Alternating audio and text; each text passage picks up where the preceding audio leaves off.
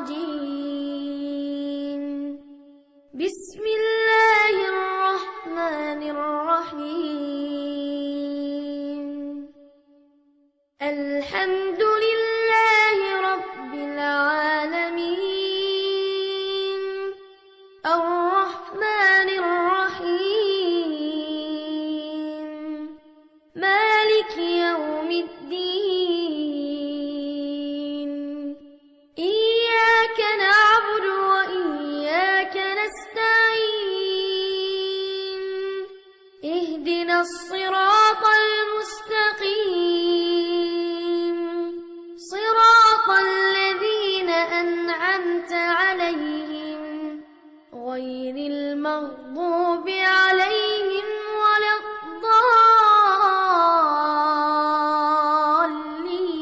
الضالين اغفر له وارحمه وعافه واعف عنه واكرم نزوله ووسع مدخله واغسله بالماء والثلج والبراده ونقه من الخطايا كما ينقى الثوب الأبيض من الدنس وأدخله الجنة وأعذ من عذاب القبر وفتنته ومن عذاب النار اللهم لا تحرمنا أجره ولا تضلنا بعده برحمتك يا أرحم الراحمين ربنا آتنا في الدنيا حسنة وفي الآخرة حسنة وقنا عذاب النار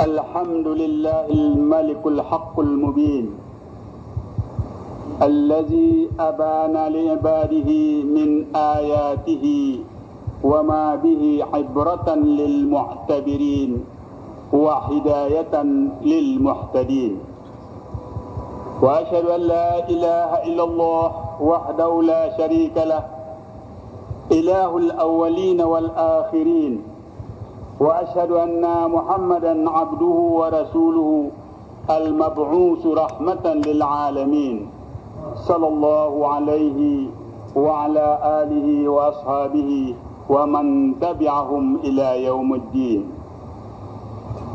يا أيها المسلمون الحاضرون أوصيكم ونفسي بتقوى الله فقد فاز المتقون وأحثكم على طاعة الله ورسوله لعلكم ترحمون. قال الله تعالى في كتاب العزيز وبه يهتدي المهتدون أعوذ بالله من الشيطان الرجيم يا أيها الذين آمنوا اتقوا الله حق تقاته ولا تموتن إلا وأنتم مسلمون واعتصموا بحبل الله جميعا ولا تفرقوا واذكروا نعمة الله عليكم إذ كنتم أعداء فألف بين قلوبكم فأصبحتم بنعمته إخوانا وكنتم على شفا حفرة من النار فأنقذكم منها كذلك يبين الله لكم آياته لعلكم تهتدون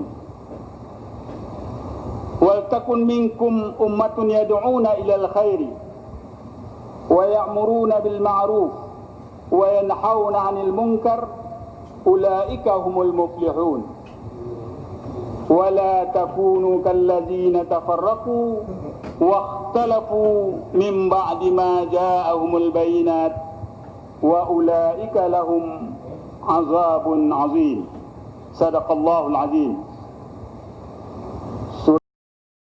أشهد أن لا إله إلا الله وحده لا شريك له إله الأولين والآخرين وأشهد أن محمدا عبده ورسوله المبعوث رحمة للعالمين صلى الله عليه وعلى آله وأصحابه ومن تبعهم إلى يوم الدين. يا أيها المسلمون الحاضرون أوصيكم ونفسي بتقوى الله فقد فاز المتقون وأحثكم على طاعة الله ورسوله لعلكم ترحمون. قال الله تعالى في كتابه العزيز وبه يهتدي المهتدون أعوذ بالله من الشيطان الرجيم يا أيها الذين آمنوا اتقوا الله حق تقاته ولا تموتن إلا وأنتم مسلمون واعتصموا بحبل الله جميعا ولا تفرقوا واذكروا نعمة الله عليكم إذ كنتم أعداء فألف بين قلوبكم فأصبحتم بنعمته إخوانا وكنتم على شفا حفرة من النار فأنقذكم منها كذلك يبين الله لكم آياته لعلكم تهتدون ولتكن منكم أمة يدعون إلى الخير ويأمرون بالمعروف وينحون عن المنكر أولئك هم المفلحون ولا تكونوا كالذين تفرقوا واختلفوا من بعد ما جاءهم البينات وأولئك لهم عذاب عظيم صدق الله العظيم. Surat Ali Imran ayat 106 sampai 105. Kaum muslimin sidang Jumat yang berbahagia, hari-hari ini bangsa Indonesia menghadapi cobaan yang cukup berat. Bermacam-macam masalah, banyak fitnah yang bertebaran. Yang paling menderita dalam hal ini adalah umat Islam. Karena memang umat Islam adalah penduduk mayoritas di negeri ini. Seharusnya umat Islam selaku penduduk mayoritas, pemegang saham yang terbesar, mempunyai peran yang penting di dalam memelihara dan menjaga keutuhan negara dan bangsa yang kita tempati dan kita cintai ini. Peranan yang cukup baik telah dibuktikan oleh umat Islam sejak perang melawan penjajahan sehingga Indonesia mencapai kemerdekaan. Kata kunci dari peran umat Islam di Indonesia, atau boleh kita katakan di atas permukaan bumi ini dimanapun dia berada, adalah pada persatuan umat Islam. Kalau umat Islam bersatu, ringanlah beban-beban yang berat yang dihadapi. Kalau umat Islam bersatu, pekerjaan akan dapat dibagi-bagi kepada setiap lapisan umat ini sesuai dengan keahliannya masing-masing. Tanggung jawab dapat kita serahkan kepada yang mampu di antara umat kita sendiri. Di awal kemerdekaan sampai pertengahan tahun 50-an, umat Islam di Indonesia dapat menjaga kesatuannya. Karena itu perannya sangat besar pada waktu itu.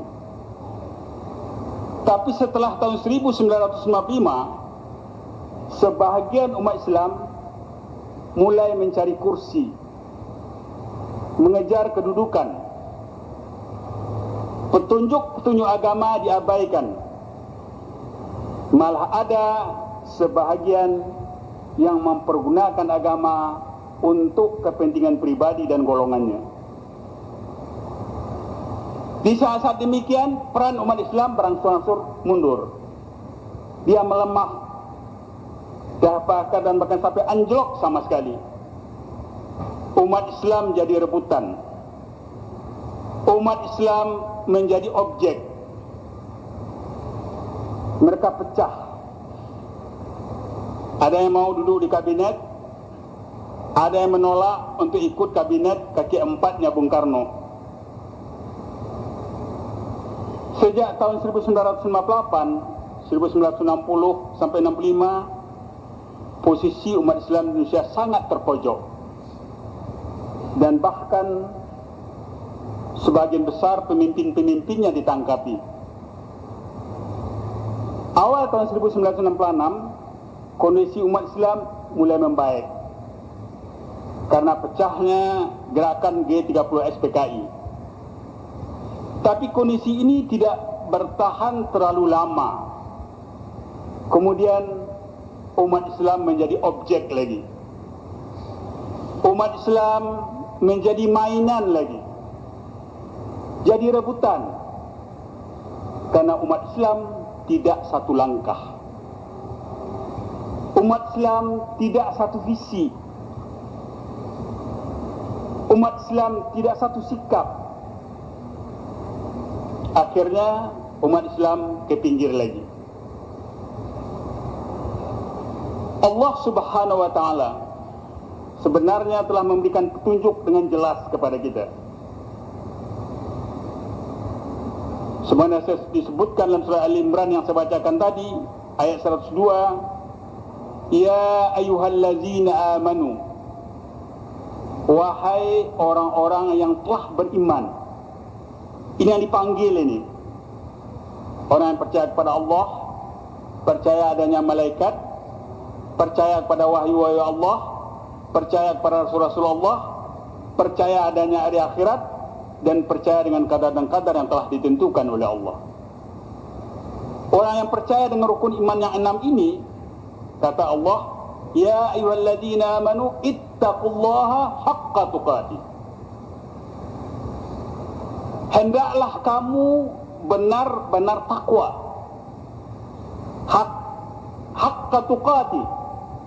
Jangan setengah-setengah takwa. Atau jangan bermain-main dengan takwa tersebut. Betul-betul hakikat takwa. Wala tamutunna illa wa antum muslimun. Dan janganlah kamu mati melainkan dalam keadaan beragama Islam. Ayat itu menyampaikan kepada kita, jangan kita mati di saat kalau kita menjauhi ajaran-ajaran Islam. Jangan kita dipanggil menghadap Allah sedangkan kita sedang berjuang untuk kepentingan pribadi.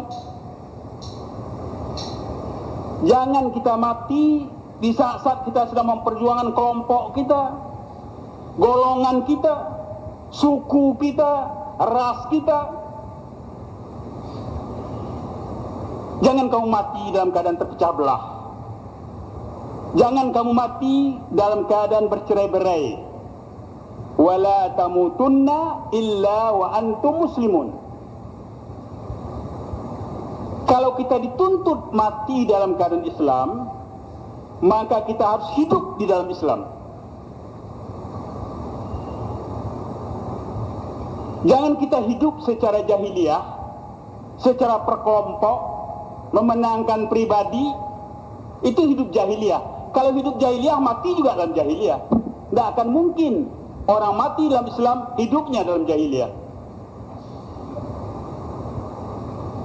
Kalau kita ingin mati dalam Islam, wala tamutunna illa wa antum muslimun, hidup kita harus hidup yang Islami.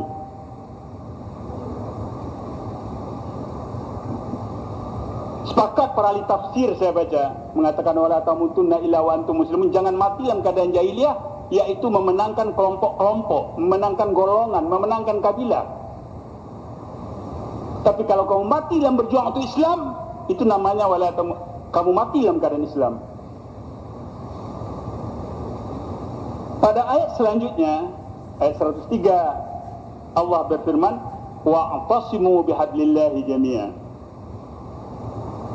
Hendaklah kamu berpegang teguh semuanya dengan tali Allah. Berpegang teguh dengan agama Allah. Berpegang teguh dengan ajaran-ajaran Allah. Pedoman hidup kita adalah agama Allah. Itulah tali Allah yang kita pegangi. Allah memberikan kepada kita petunjuk-petunjuk dalam menghadapi kehidupan ini. Allah memberikan pedoman-pedoman cara bermasyarakat, cara berorganisasi, cara bernegara, cara berjamaah. Semua kehidupan kita ini di bawah bimbingan dan petunjuk daripada Allah Subhanahu wa taala. Perintah berpegang teguh dengan tali Allah diperintahkan kepada kita semua. Wa'tasimu bihablillahi jami'a. Semuanya, setiap lapisan masyarakat, ya pemimpin, ya rakyat, ya cendekiawan, ya politikus, ya pedagang, semuanya jami'an, tanpa kecuali, untuk beri'tisam, berpegang teguh dengan tali Allah ini. Dilanjutkan pada ayat itu juga, wala tafarraqu, jangan kamu bercerai-berai, jangan kamu berpecah belah. Jadi kita jangan berkotak-kotak. Umat Islam kalau sudah dipecah belah orang, kita dikuasai orang. Kita kalau sudah pecah belah, kita dihina orang. Kita kalau sudah pecah belah, dikuasai orang. Dan kita tidak akan punya harga diri. Dan kita akan kalah. Tapi kalau kita bersatu, ya'tisam bihablillah wa la tafarraqu, insyaallah Allah akan memenangkan kita. Itu jaminan Allah dalam surat Ali Imran tersebut. Larangan bercerai-berai setelah perintah wa'tasimu, sepakat para ahli bahasa ataupun mufassirin adalah untuk takkid, penegasan. Wa'tasimu, berpegang teguh, wala tafarraqu, jangan bercerai-berai. satu takkid yang luar biasa yang diberikan oleh Allah untuk kita ini. Jadi kalau ada orang sekarang mengatakan, yang kadang-kadang kita baca di koran mengatakan, ya terpecah belah itu adalah satu kewajaran katanya. Ini satu kenyataan. Kita melihat ini kenyataan yang dibuat. Ini kewajaran yang tidak wajar. Kenapa harus begini? Barangkali saja kita kurang merujuk kepada ajaran-ajaran agama Allah. Terus terang,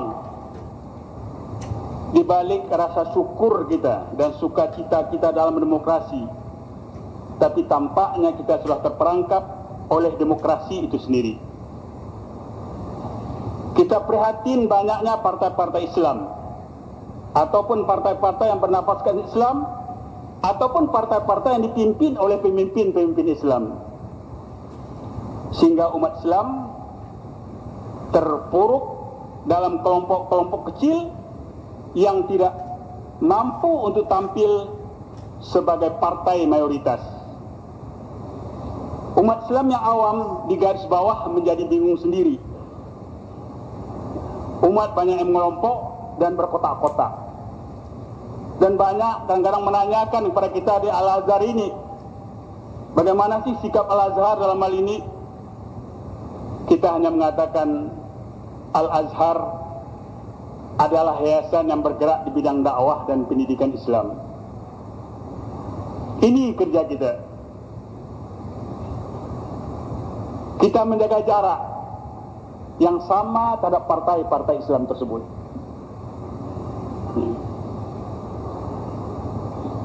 Jadi Al-Azhar bukan menceburkan kepada salah satu partai-partai yang ada itu, karena partai itu banyak sekali. Apa yang terjadi dengan perpecahan yang banyak partai-partai ini? Waktu PKB didelegasikan, ulama-ulama dan jamaah NU berselisih pendapat. Mereka ikhtilaf. Walaupun ketuanya telah mewajibkan pada warga NU untuk wajib masuk PKB, tapi ternyata warga NU itu punya 4 partai. Di waktu PBB didirikan, kelihatannya tidak semua keluarga Bulan Bintang Masyumi menyepakatinya. Begitu kelihatannya. Dikala PAN dideklarasikan, tidak semua warga Muhammadiyah yang menerimanya. Inilah satu kenyataan pahit bagi kita, bagi umat Islam di Indonesia ini. Kenapa kita menjadi banyak, tidak satu? Karena kita mencari yang banyak yang berserakan. Kalau kita mencari yang satu, pasti kita satu. Almarhum Haji Umar Said Cokroaminoto mengatakan pada pemuda-pemuda pada waktu itu, di antara yang disampaikan kepada Pak Nasir. Pak Nasir mengatakan, Umar Said itu berpesan kepada pemuda-pemuda, carilah yang satu, insya Allah kamu bersatu. Tapi kalau mencari yang banyak, kamu akan berserakan.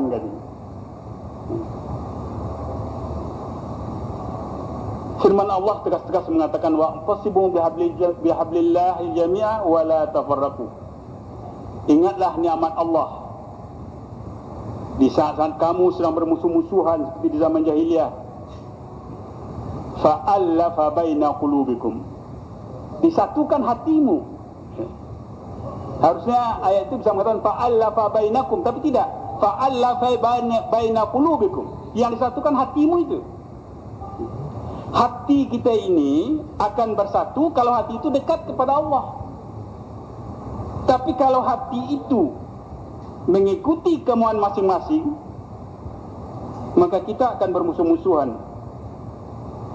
Rasulullah SAW mengajarkan kepada para sahabat untuk berpegang teguh dengan prinsip-prinsip dan nilai-nilai Islam, walaupun mereka berbeda asal, mereka berbeda bangsa dan warna, lintas ras, lintas suku, tapi disatukan oleh agama. Kita lihat bagaimana sahabat Rasulullah SAW di sana berkumpul Abu Bakar Al-Qurashi. Abu Bakar orang Quraisy asli bertemu dengan Salman Al-Farisi. Salman orang Persia. Dipersatukan oleh Rasulullah dengan Suhaib Ar-Rumi, Suhaib orang Romawi, dan dengan Bilal Al-Habashi, Bilal orang Ethiopia. Disatukan dengan akidah, disatukan dengan agama. Kal jasadil wahid, seperti tubuh yang satu. Dengan demikian mereka menjadi kuat. Tapi kalau mereka tidak mempunyai satu kesatuan, ada satu cerita disampaikan pada saya, entah benar entah tidak. Katanya ada satu desa di Jawa Timur, kepala desanya non-muslim. Waktu tanya, kenapa kok bisa begitu? Habis Pak, katanya, orang NU punya calon kepala desa 2, Muhammadiyah punya calon 1 kan. Jadi umat Islam 3 calonnya. Mereka punya calon 1, jadi mereka lah yang menang katanya. Ini kenyataan-kenyataan yang barangkali perlu kita renungi dalam hari Jumat ini, sehingga betul-betul fa'asbahtum bi ni'matihi ikhwana, betul-betul dengan nikmat Allah itu kita bersaudara. Ingatlah kita di dalam tepi jurang, dalam kesusahan, dalam kesulitan, Allah lepaskan kita dari sana. Di saat badai, di saat gelombang, di saat petir sabung menyabung, alhamdulillah selamat kapal kita. Tapi setelah angin tenang, udara cuaca sudah baik, bikin kapal satu-satu melompat ke kapal masing-masing. Kapal besarnya ditinggalkan. Wa kadzalika yubayyinullahu lakum ayatihi la'allakum tahtadun. Demikianlah Allah menjelaskan kepada kita tentang ayat-ayatnya, la'allakum tahtadun, mudah-mudahan kamu ini dapat petunjuk. Pada ayat selanjutnya Allah mengatakan, wal takum minkum ummatun yad'una ilal khair wa ya'muruna bil ma'ruf wa yanhauna 'anil munkar. Hendaklah ada di antara kamu orang yang mengajak kepada kebaikan.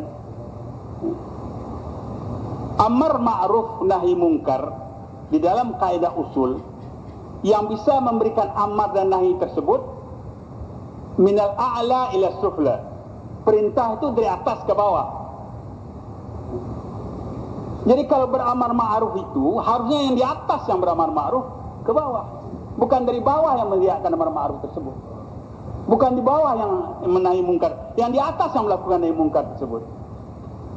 Jadi kita harus untuk menegakkan satu sultah, di mana sultah itulah yang melakukan amar ma'ruf nahi mungkar.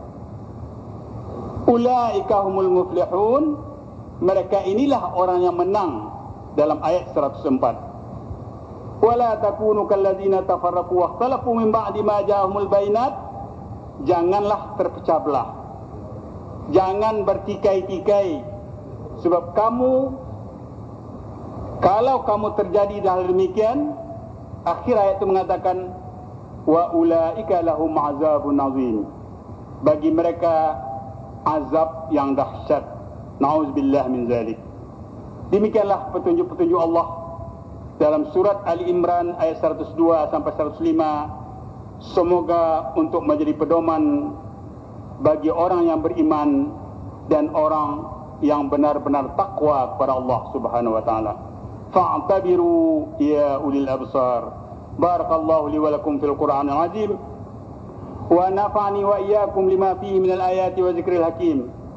Aqulu qawli hadza wa astaghfirullahal azim li wa lakum wa lisairil muslimina min kulli dhanb fastaghfiruhu ya fawzal mustaghfirin wa ya najatat taibin.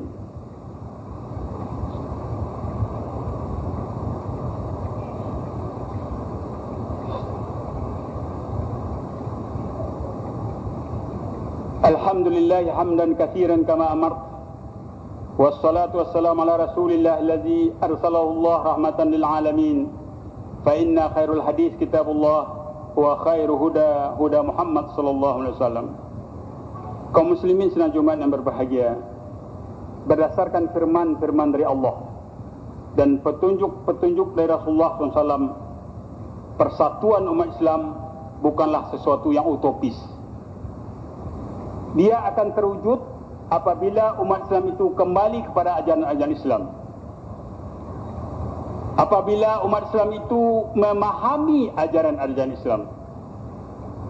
Apabila umat Islam itu mengikuti ajaran-ajaran agama Allah. InsyaAllah ini akan terwujud. Surat Ali Imran tadi merupakan pedoman kepada kita. Yang pertama, agar orang-orang yang telah beriman betul-betul bertakwa sepenuh-penuhnya takwa, haqqa tuqati. Jangan main-main dengan agama ini. Orang yang mempermainkan agama akan hancur sekali. Jangan dijadikan agama ini untuk mengejar kepentingan sesaat.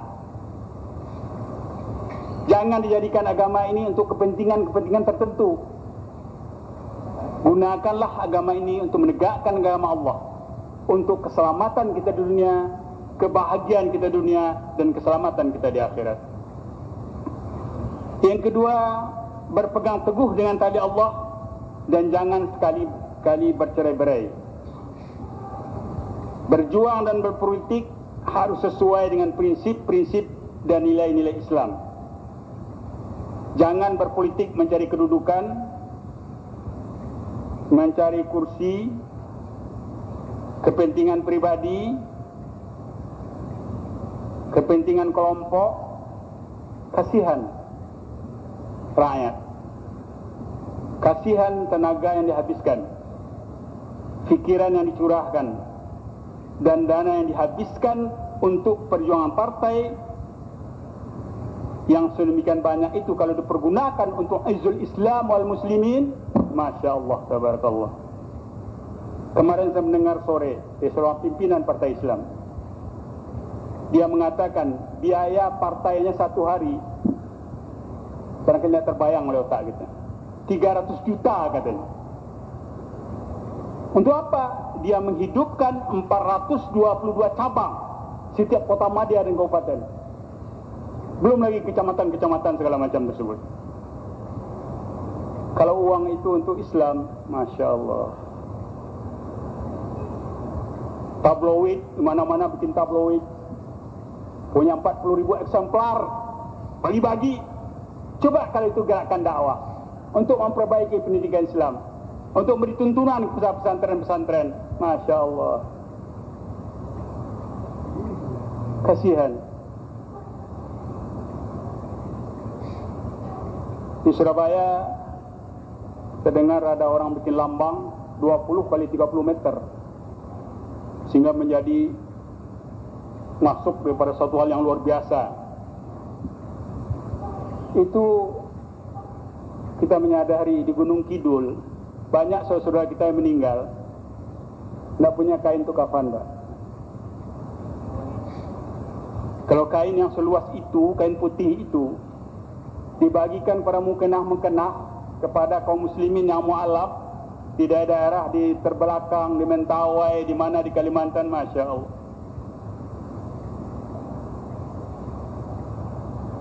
Marilah kita menjaga ini dan sebaik-baiknya. Yang ketiga, kita selalu ingat terhadap nikmat Allah kepada kita, sehingga hati-hati kita ini bisa disatukan. Yang keempat, hendaklah selalu melakukan amar ma'ruf nahi mungkar. Dan menurut mufassirin, saya ulangi, amar ma'ruf nahi mungkar itu harus dilaksanakan oleh orang berkuasa, bukan dari bawah. So amar itu perintah dari atas, nahi itu larang, yang melarang itu yang berkuasa. Itu yang hendaknya harus menahi mungkar itu. Jadi jangan yang kecil-kecil di bawah melakukan, suaranya tidak didengar. Dan jangan kita terpecah belah. agar azab dijauhkan dari kita. Jadi hendaknya kegiatan-kegiatan Islam akhir-akhir ini bisa menyatukan umat. Kalau dulu Kongres Umat Islam tahun 45 bisa menjadikan satu partai Islam. Kalau kondisi sekarang ini, hendaknya umat Islam itu satu visi, satu misi, satu sikap, satu tindakan, satu langkah.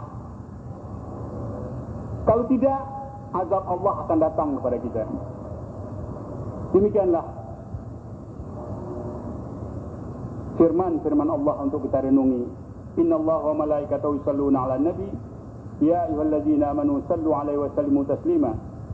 Allahumma salli 'ala Muhammad wa 'ala ali Muhammad kama shallaita 'ala Ibrahim wa 'ala ali Ibrahim fil 'alamin innaka Hamidum Majid. Allahumma ighfir lil muslimina wal muslimat wal mu'minina wal mu'minat al ahya' minal amwat innaka sami'un qaribun mujibud da'wat ya qadil hajat. Rabbana zalamna anfusana wa in lam taghfir lana wa tarhamna lanakunanna minal khasirin. Rabbana la tu'akhidhna in nasina aw akhtana. Rabbana wa la tahmil 'alaina isran kama hamaltahu 'alal ladzina min qablina. Rabbana wa la tuhammilna ma la taqata lana bih wa'fu 'anna waghfir lana warhamna anta maulana fansurna 'alal qaumil kafirin. Allahumma 'azzil Islam wal muslimin واحذر الأعداء الكافرين الملحدين ودمر شيوعين المعيدين والمفسدين ولا تسلط علينا يا الله من لا يخافك ولا يرحمنا وانصر أئمة المسلمين الموحدين. ربنا آتنا في الدنيا حسنة وفي الآخرة حسنة وقنا عذاب النار. عباد الله إن الله يأمر بالعدل والإحسان وإيتاء ذي القربى وينهى عن الفحشاء والمنكر والبغي يعظكم لعلكم تذكرون. فاذكروا الله الذي يذكركم واشكروه على نعمه يزدكم ولذكر الله أكبر والله يعلم ما تصنعون.